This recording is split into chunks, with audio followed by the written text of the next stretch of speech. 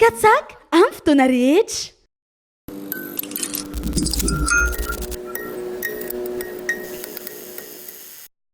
Mba ho fanajana ny lalàna, indrindra ny lalàna 120 tsipika 320 izay mifeny satany mpanohitra sy ny antoko mpanohitra, indrindra moa ny ao amin'ny andinin'ny faharoa amin'izay lalàna izay dia manambara izahay zany fa antoko mpanohitra ny tiako Madagasikara manomboka izao.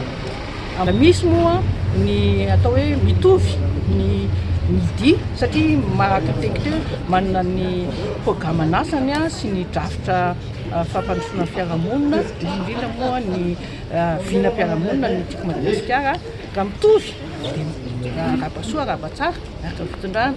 Raha ohatra misy mivilana tsy mandeha any amin'ny tanjony fampandrosoana ilay izy fa manapotika firenena na koa hoe mampahantra ny firenena no ataon'ny mpitondra, izay ny antony tena itsoroiny antoko mpanohitra.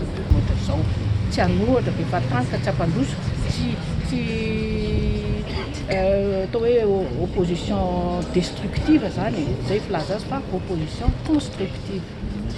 Ka ijoro ny tiako Madagasikara zany eto amin'ny firenena amin'ny lafiny fampandrosoana, indrindra fa tsy fantatsika fa tsy ao amin'ny fitondrana ny antoko tiako Madagasikara nefa manana ny drafitra fampandrosoana izy manana ny vinam-piarahamonina izy ary indrindra manana programme-n'asa fampandrosoana.